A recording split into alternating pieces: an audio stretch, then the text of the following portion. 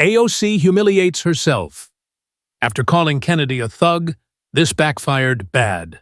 The Senate chamber hummed with the usual rhythm of procedural monotony, a familiar cadence of prepared statements and polite posturing.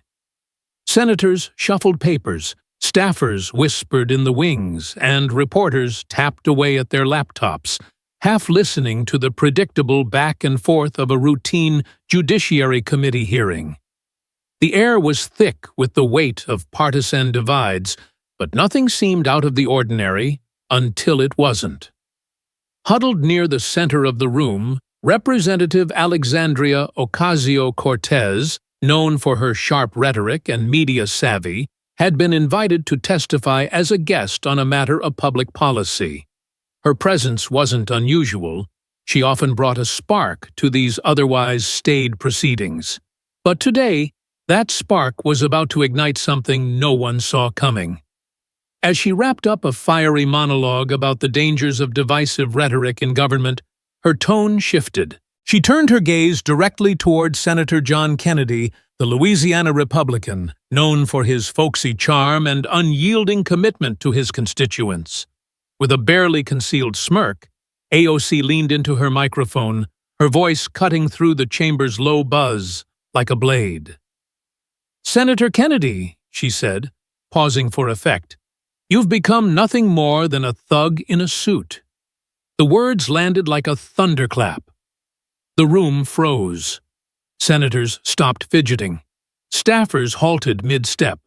Reporters' fingers hovered over keyboards, their eyes darting between AOC and Kennedy.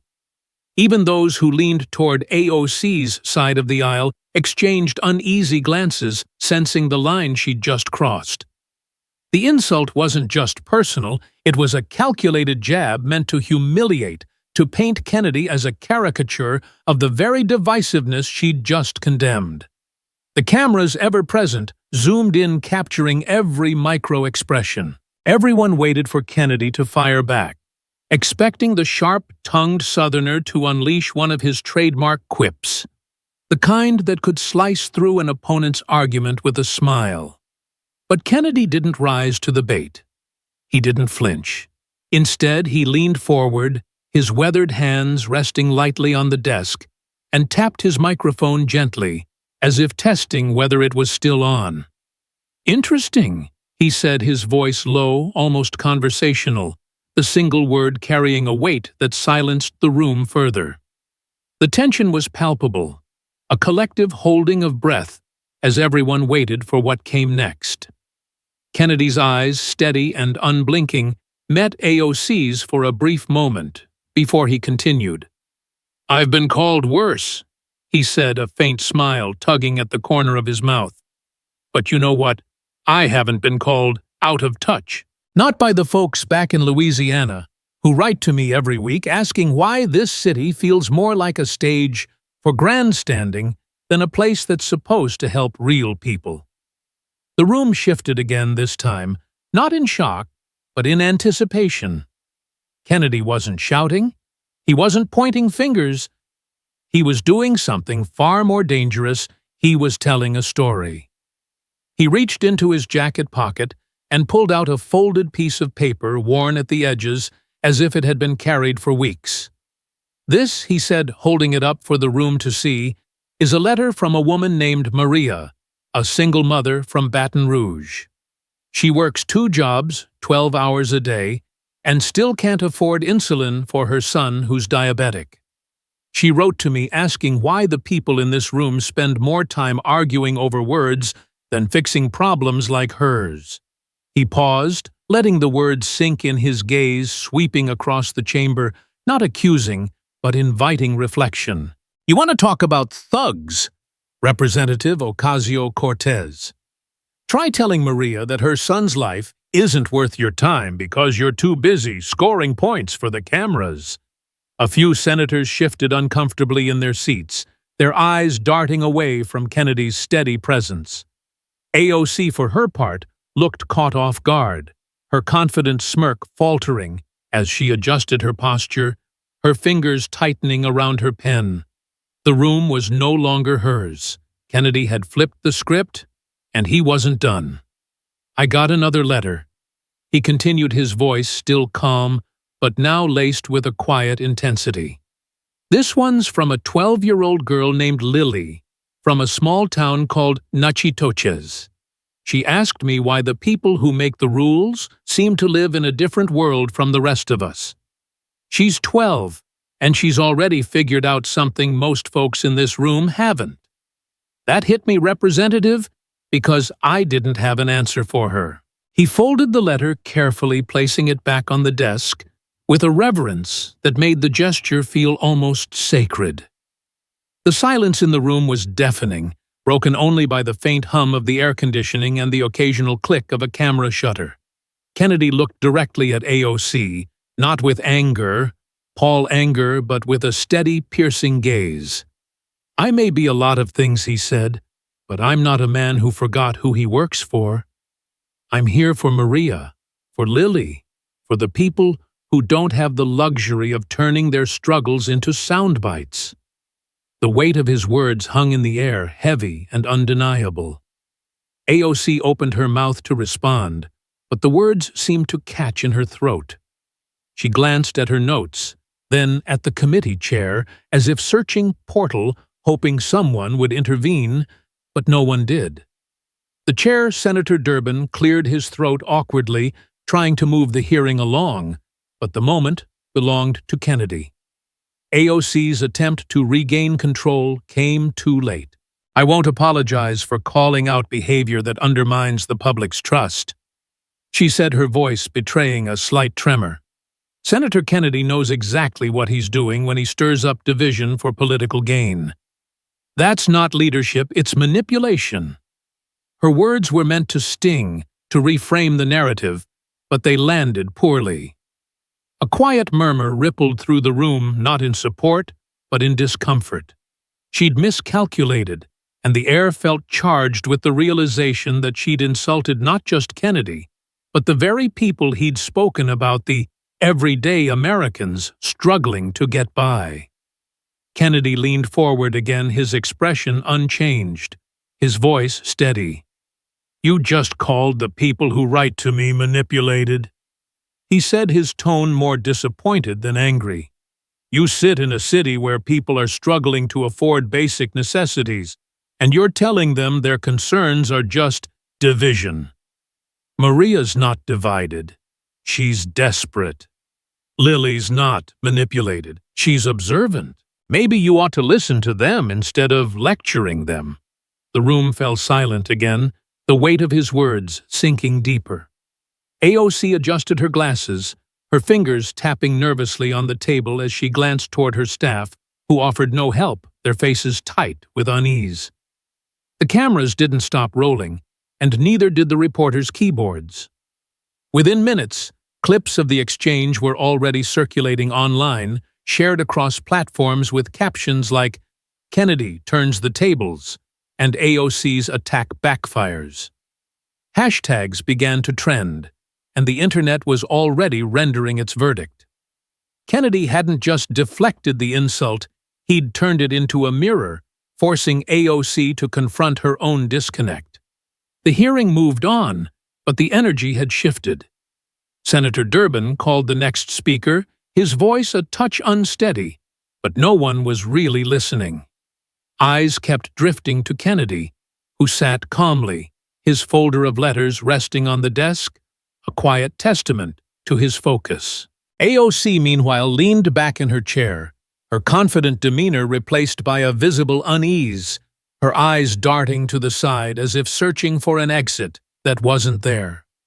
The clip of Kennedy's response holding up Maria's letter, his voice steady as he spoke of real people's struggles, was already spreading like wildfire. By the time the hearing recessed, it had amassed thousands of views, with comments pouring in. "Kennedy speaks for us. Finally, someone gets it." This is what leadership looks like. The moment AOC thought would humiliate Kennedy had instead exposed her own misstep, and the public wasn't about to let it go. Reporters swarmed the hallway as the session broke, eager for a soundbite. But Kennedy slipped out quietly, waving off questions with a simple, "Let's talk about the issues that matter." AOC stayed seated, her team whispering urgently, but the damage was done. What she'd intended as a headline-grabbing jab had become a viral moment for Kennedy, and the nation was watching. The Senate Judiciary Committee chamber was still reeling from the seismic exchange between Representative Alexandria Ocasio-Cortez and Senator John Kennedy. The air felt charged, as if the room itself was holding its breath, waiting for the next move. AOC's sharp accusation calling Kennedy a thug in a suit had been meant to dominate the moment, to frame her as the bold voice of moral clarity. But Kennedy's calm, deliberate response, invoking the struggles of a single mother named Maria and a 12-year-old girl named Lily, had turned the tables. The cameras, still rolling, caught every flicker of unease on AOC's face as she tried to regain her footing. Her team seated behind her exchanged tight-lipped glances, their notebooks untouched as they sensed the momentum slipping away. The reporters in the room were typing furiously, their screens already lighting up with notifications as clips of Kennedy's words spread across social media. The hashtag #KennedySpeaksForUs was trending within minutes, and the comments sections were flooded with praise for his grounded, heartfelt rebuttal. But the confrontation wasn't over. It was just beginning to unfold in ways no one could have predicted. Kennedy, unfazed by the earlier jab, leaned forward again, his hands resting lightly on the folder of letters he'd brought to the hearing. His voice remained steady, almost soft, but carried an undeniable weight. "Representative Ocasio-Cortez," he said, addressing her directly, "you talk about division, but let me tell you about unity. Last week I sat down with a group of teachers in Shreveport. They told me their kids are going hungry because grocery prices keep climbing and their paychecks can't keep up. They're not asking for headlines. They're asking for help." He paused, letting the simplicity of the statement sink in. "I don't think they're manipulated, as you put it. I think they're tired of being ignored while folks up here play word games." The room stirred, a low murmur rippling through the senators and staffers. AOC's earlier attempt to double down, accusing Kennedy of stirring up division, had backfired spectacularly. By implying that the voters Kennedy spoke for were merely pawns in a political game, she'd inadvertently insulted the very people she claimed to champion. The cameras zoomed in on her, capturing the slight twitch in her jaw as she realized her misstep. AOC, sensing the room slipping further from her grasp, tried to pivot. She straightened in her chair, her voice taking on a rehearsed firmness. "Senator Kennedy, I stand by my point," she said, her words clipped. "Your rhetoric often fuels anger instead of solutions. We need leaders who bring people together, not ones who exploit frustrations for votes." It was a calculated move, an attempt to reclaim the moral high ground, but it landed hollow. The room didn't react with the nods or murmurs she might have expected. Instead, a few senators glanced at Kennedy, waiting for his response. He didn't disappoint. "Exploit." He repeated, his tone almost curious, as if he were turning the word over in his mind. "You know, I got another letter here." He reached into his folder and pulled out another piece of paper, this one slightly crumpled with a child's handwriting visible even from a distance. "This is from a boy named Ethan, 9 years old, from Lake Charles. He wrote to me because his dad lost his job at a plant that closed last year. Ethan's not angry. He's scared. He's asking why nobody's doing anything to help families like his." Kennedy held up the letter, not for theatrics, but as a quiet challenge. "You tell me, Representative, is Ethan's fear exploitation, or is it just a truth you'd rather not hear?" The silence that followed was heavy, almost suffocating. AOC's eyes flickered toward her staff again, but they offered no lifeline. The reporters, sensing blood in the water, were now live tweeting the exchange, their posts racking up thousands of likes and shares. One tweet read, Kennedy just schooled AOC with a kid's letter. This is unreal. Another AOC tried to dunk, but Kennedy's playing chess. The internet was eating it up, and the contrast between the two couldn't have been starker.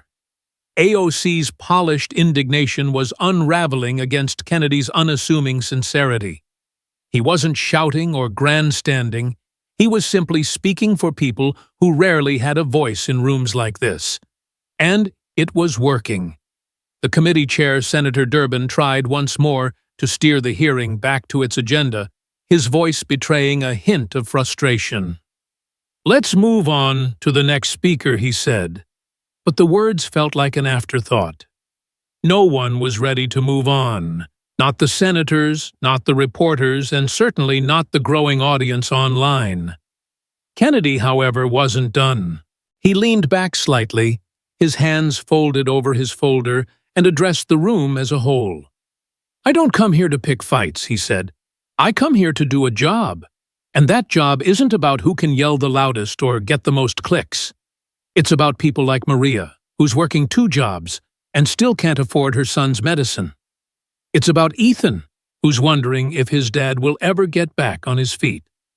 Those folks don't care about our titles or our talking points. They care about whether we're listening." The words were simple, but they cut through the chamber's usual noise like a knife. A few senators nodded almost unconsciously, their expressions softening.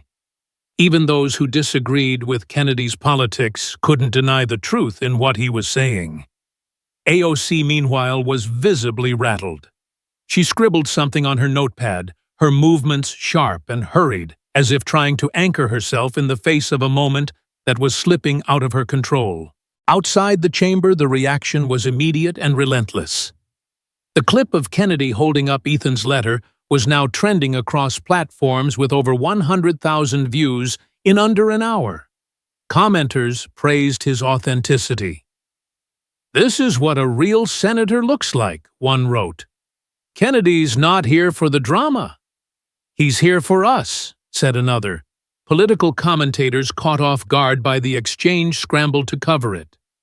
One cable news anchor, cutting into regular programming, called it a masterclass in redirecting an insult into a conversation about what matters.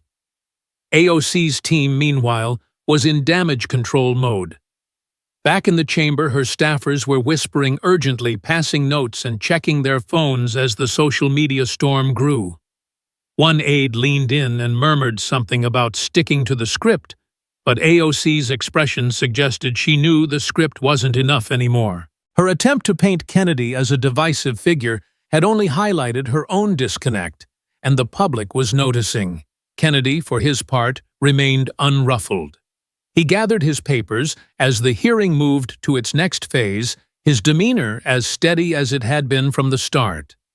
He didn't raise his voice or seek the spotlight. He simply placed Ethan's letter back in his folder next to Maria's and Lily's and leaned back in his chair, ready to move on. But the moment wasn't moving on, not for the room, not for the reporters, and not for the thousands watching online. AOC's insult had been meant to diminish him, to cast him as a caricature. Instead, Kennedy had turned it into a platform to amplify the voices of those he served, and the nation was listening. The hearing continued, but the energy had shifted. Kennedy had taken the upper hand not by outshouting AOC, but by outlistening her, and the ripple effects of that moment were only beginning to spread. The Senate Judiciary Committee chamber had settled into an uneasy rhythm after the electrifying clash between Representative Alexandria Ocasio-Cortez and Senator John Kennedy. The viral moment, AOC's stinging thug in a suit jab and Kennedy's calm, piercing response, had left the room off balance, with senators and staffers alike struggling to refocus on the agenda. Online, the exchange was a wildfire, with clips of Kennedy holding up letters from Maria and Ethan racking up millions of views. Hashtags like #KennedySpeaksForUs and #RealLeadership trended relentlessly, while AOC's attempt to frame Kennedy as divisive only deepened the public's admiration for his authenticity. But Kennedy wasn't basking in the glow of viral fame. While AOC and her team scrambled to contain the fallout, he was already moving forward, turning words into action with a focus that would redefine the narrative. Back in the Senate, Kennedy wasted no time. The next morning, he walked into a quieter committee room, his familiar folder of letters tucked under his arm, and introduced a motion that caught even his colleagues off guard. It was a proposal to reallocate unused federal funds toward a pilot program for affordable insulin access, a practical, targeted measure aimed at helping families like Maria's, whose son relied on insulin to survive. Kennedy stood at the podium, his voice as steady as ever, and laid out the plan with clarity. "This isn't about politics," he said, his southern drawl carrying a quiet conviction. "It's about people. I got a stack of letters from folks who are choosing between medicine and groceries. We can't fix everything overnight, but we can start here." He placed Maria's letter on the podium, a silent reminder of the real lives behind his words. The proposal wasn't flashy, but it was grounded in the stories he'd shared, and it resonated. Senators from both sides of the aisle leaned in, some nodding thoughtfully, others jotting notes. Even those who typically opposed Kennedy's initiatives couldn't dismiss the simplicity and urgency of the idea. Outside the Capitol, Kennedy's focus on action over rhetoric was striking a chord. He returned to Louisiana for a series of town halls, not with a press entourage or polished speeches, but with the same unassuming presence that had defined him in the hearing. In a small community center in Lafayette, he sat on a folding chair facing a crowd of locals, teachers, factory workers, parents, and retirees. He listened as they shared their struggles, rising healthcare costs, stagnant wages, and fears for their children's futures. One woman, a nurse named Sarah, stood up, her voice trembling. "My patients can't afford their medications," she said. "I see it every day and it breaks my heart." "Senator, are you really going to do something about it?" Kennedy looked her in the eye, his expression earnest. "Sarah, that's why I'm here," he said. "That insulin proposal I introduced, it's for your patients, for Maria's son, for everyone who's been priced out of a chance to live." He pulled out another letter from his folder, this one from a retired teacher in Monroe. "This man wrote to me about his granddaughter who's diabetic. He's dipping into his savings to cover her insulin. That's not right, and we're going to fix it." The crowd didn't erupt into wild applause. Instead, they offered a quiet, sincere nod, a collective acknowledgement of a man who seemed to genuinely hear them. Meanwhile, AOC was grappling with the consequences of her misstep. Her team had urged her to pivot, to focus on policy, and move past the confrontation, but the internet wasn't letting go. Clips of her calling Kennedy a thug were now paired with his response in every major news segment, the contrast painting her as out of touch and him as a voice for the forgotten. In a desperate bid to regain control, AOC took to social media, posting a thread about the need for progressive leadership to counter divisive tactics. But the thread backfired. Replies flooded in with variations of, "Listen like Kennedy and talk less, do more." One commenter summed it up. "You called him a thug, but he's out here fighting for insulin prices while you're tweeting." AOC's staff pushed her to appear on a friendly cable news show to reframe the narrative. Sitting under studio lights, she tried to project confidence. "My focus is on systemic change," she said, her voice polished but strained. "We can't get distracted by personal attacks or performative gestures." But the anchor pressed her. "Do you regret calling Senator Kennedy a thug?" AOC hesitated, her smile faltering. "I regret that the conversation veered away from the issues," she said, sidestepping the question. The clip was online within minutes, captioned, AOC dodges accountability, and the backlash only grew. Back in Louisiana, Kennedy's town halls were drawing larger crowds than expected. In a high school gym in Alexandria, extra chairs were brought in as people packed the room. A teenager named Marcus raised his hand during the Q&A. "Senator, why do you carry those letters everywhere?" he asked. Kennedy smiled, pulling out his folder. "These letters," he said, "are my boss. They're from people like your mom, your neighbor, your teacher. They remind me why I'm in Washington, not to win arguments, but to make a difference." He opened the folder and showed the crowd a new letter, this one from a 10-year-old girl named Ava, who'd written about her father's struggle to afford her diabetes medication. Ava says she wants to be a doctor one day so she can help people like her dad, Kennedy said. "I'm carrying her letter to make sure she gets that chance." The room fell quiet, not out of discomfort, but out of respect. A few people wiped tears from their eyes. The moment was captured on a shaky phone video posted online with the caption, "This is what a senator should be." By the next morning, it had over 1 million views. Kennedy's insulin proposal was gaining traction back in Washington. 3 senators, 1 Democrat, 2 Republicans had already signed on as co-sponsors, a rare show of bipartisan support. During a closed-door meeting, Kennedy laid out the numbers. The cost of insulin had skyrocketed, forcing families to ration doses or go into debt. He didn't raise his voice or point fingers.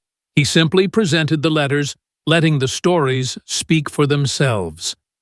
"This isn't about who's right or who's wrong," he told his colleagues.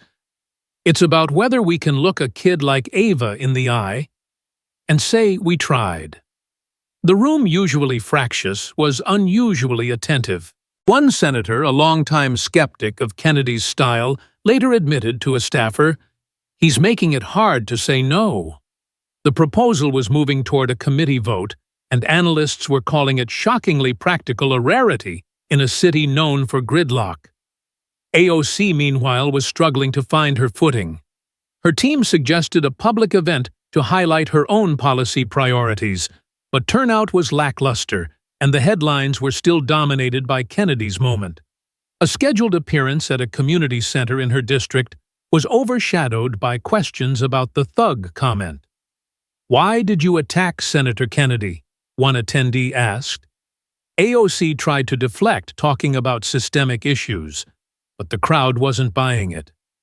"He's helping people with insulin," another person called out. "What are you doing?" The question stung, and AOC's response, a vague promise to keep fighting for justice, felt rehearsed and hollow. Her social media metrics told a grim story. Engagement was down, and her mentions were filled with references to Kennedy's letters and his insulin plan. Her team huddled in a cramped office, debating whether to double down or pivot entirely. One aide suggested issuing an apology, but AOC shook her head.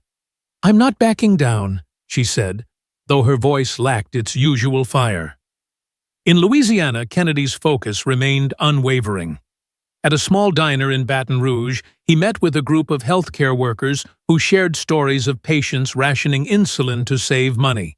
One nurse handed him a folded note, her hands shaking. "This is from my patient, a mom who's terrified for her son," she said. Kennedy read it silently, then tucked it into his folder. "I'll carry this one too," he promised. The gesture wasn't for show, it was just Kennedy being Kennedy. But someone in the diner caught it on video, and by evening it was trending alongside the earlier clips. The caption read, "Kennedy doesn't just talk, he listens." The public was no longer just watching a viral moment. They were witnessing a movement, one built on the quiet power of empathy and action. As the insulin proposal neared a committee vote, Kennedy's office was flooded with messages, emails, voicemails, and handwritten notes from across the country. A father from Ohio wrote about his daughter's diabetes. A grandmother from Texas shared her struggle to afford her own medication. Each letter was a reminder that Kennedy's fight wasn't just about policy. It was about people. He brought those letters to every meeting, every discussion, letting them guide his work. And while AOC's star dimmed under the weight of her own miscalculation, Kennedy's influence grew not because he sought the spotlight, but because he refused to let it distract him from the people he served. The echoes of the confrontation between Representative Alexandria Ocasio-Cortez and Senator John Kennedy still lingered not just in the Senate Judiciary Committee chamber, but across the nation. The viral clash, AOC's sharp thug in a suit insult, and Kennedy's calm, story-driven response had shifted the public's focus from a single heated moment to a broader conversation about what leadership truly means. While AOC struggled to regain her footing, her name trending for all the wrong reasons, Kennedy had moved beyond the headlines. His insulin affordability proposal, born from the letters of people like Maria, Ethan, and Ava, was now more than a policy. It was a symbol of his commitment to the people he served. As the Senate prepared for a final vote on the bill, the chamber felt different, fuller than usual, with staffers, journalists, and even a few members of the public quietly filing in to witness what had become a test of conviction. Kennedy sat near the front, his folder of letters on the desk, a small note card tucked in his jacket pocket as always. The nation wasn't just watching anymore, it was learning, and the lesson would resonate far beyond the Capitol's walls. Kennedy rose to speak as the committee opened the debate on his insulin bill. His voice, steady and unhurried, carried the same quiet authority that had silenced the room during his clash with AOC. "This bill isn't about me," he began, placing Ava's letter on the podium. "It's about a little girl in Louisiana who dreams of being a doctor but worries about her dad's health. It's about a father in Iowa who lost his wife and now fights to keep his diabetic son alive. It's about people who don't have the luxury of waiting for us to get our act together." He paused, his eyes sweeping the room, not accusing but inviting his colleagues to remember why they were there. "We can't fix every problem, but we can start with this one, making sure no family has to choose between medicine and a meal." The simplicity of his words belied their power. He didn't rely on soaring rhetoric or complex policy jargon. He let the stories in his letters do the talking. One by one, he placed them on the podium, Maria's, Ethan's, Ava's, and a new one from a retired nurse in Ohio named Clara, who wrote about her patients skipping insulin doses to pay rent. "These folks aren't asking for handouts," Kennedy said. "They're asking for a fair shot. And that's what this bill gives them." The room was still the usual partisan murmurs absent. Even senators who rarely aligned with Kennedy nodded, their expressions reflecting a rare moment of unity. The vote came quickly, and the result was stunning. The insulin affordability bill passed through the committee with overwhelming bipartisan support, a rarity in a polarized Senate. Senators who had initially hesitated, wary of political optics, found themselves swayed by Kennedy's relentless focus on the human cost of inaction. One Democrat, speaking anonymously to a reporter afterward, put it plainly: Kennedy didn't just make a case, he made it impossible to say no. The bill moved to the full Senate, where it gained even more traction, picking up co-sponsors from both sides of the aisle. By the time it reached the floor, pharmacies across the country were already preparing for the changes, some preemptively lowering insulin prices in anticipation. Families began to feel a flicker of hope, a sense that someone in Washington was finally listening. In Louisiana, a local news station interviewed Maria, the single mother whose letter Kennedy had shared. Tears welled in her eyes as she spoke.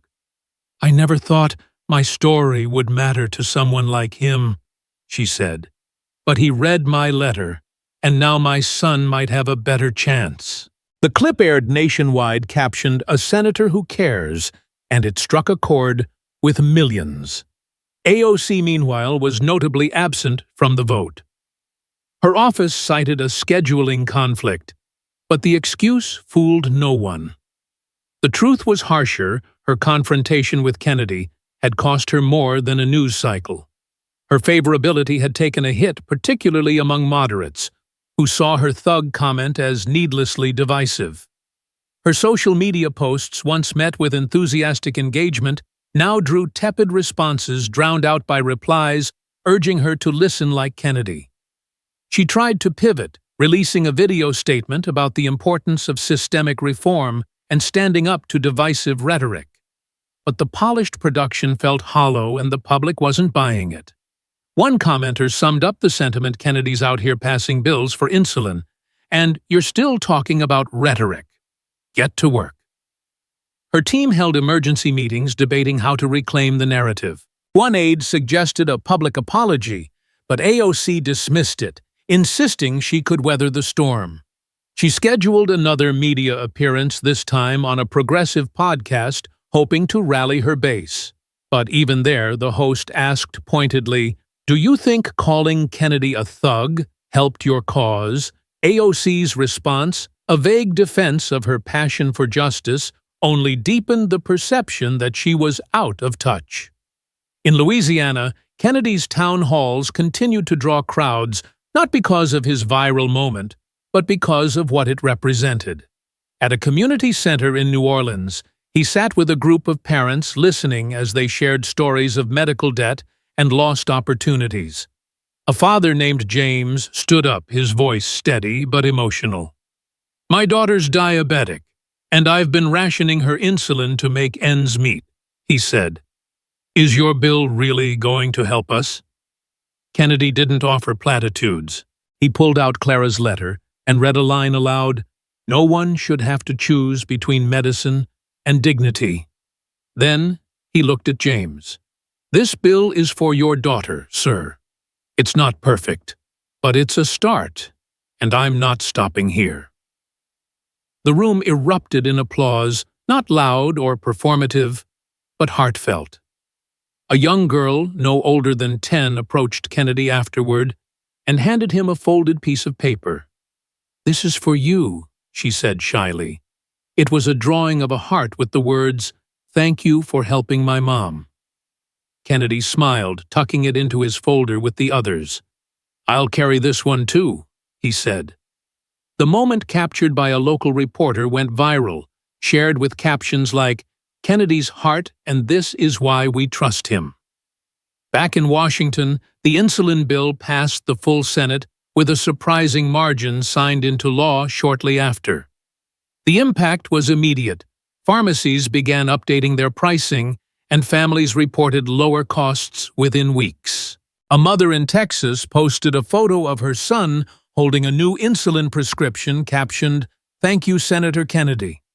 The post was shared thousands of times, a quiet testament to the bill's reach. Kennedy didn't take a victory lap. When reporters asked for a comment, he shrugged. "It's a start," he said, already turning his attention to the next stack of letters. His office was now receiving hundreds of messages, daily emails, voicemails, and handwritten notes from across the country. Each one told a story of struggle, hope, or gratitude, and Kennedy read them all, carrying the most poignant ones to every meeting. His staff marveled at his discipline, noting that he never seemed to tire of the work, only of the distractions that kept him from it. AOC's attempts to recover continued to falter. A planned fundraiser in her district was postponed, with organizers citing logistical issues, but insiders whispered that ticket sales were low. Her name, once a beacon for progressive enthusiasm, was now a cautionary tale. Political commentators dissected her misstep, with one writing, "You don't call a man a thug when he's reading a letter from a 10-year-old. You just don't." Her team pushed for one last media blitz, booking her on a major cable news network. Sitting across from a sympathetic anchor, she tried to steer the conversation to her policy priorities. But the questions kept circling back to Kennedy. "Do you regret the thug comment?" the anchor asked. AOC sighed, her frustration visible. "I regret that it distracted from the bigger issues," she said, but the words felt rehearsed, and the audience wasn't moved.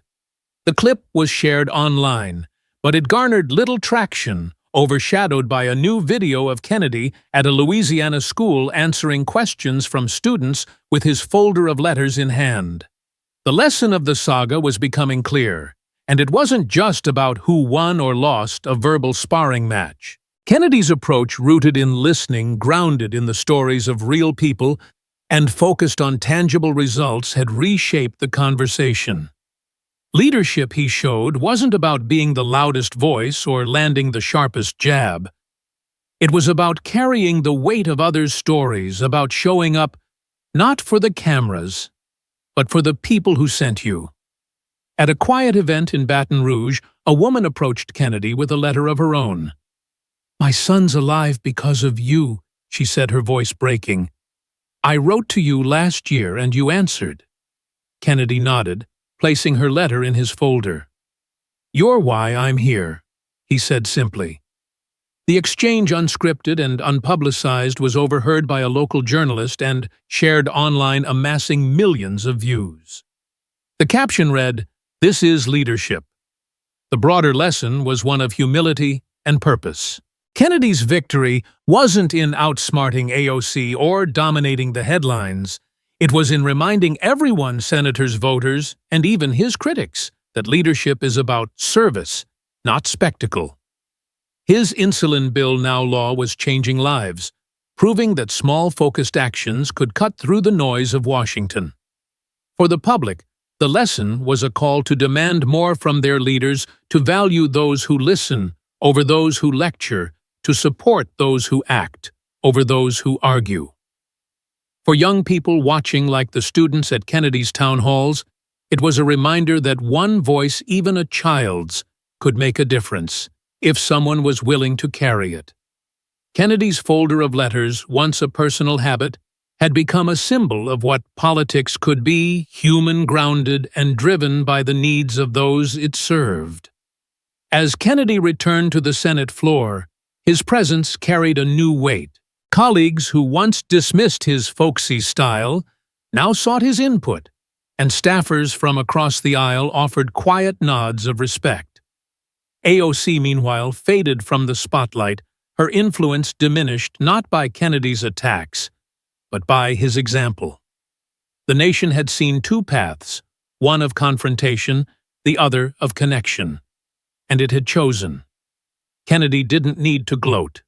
He just kept working his folder a little heavier with each new letter, his resolve a little stronger with each new story. And, in the end, that was the legacy of the moment, not a viral clip or a trending hashtag, but a lesson in what it means to lead with heart.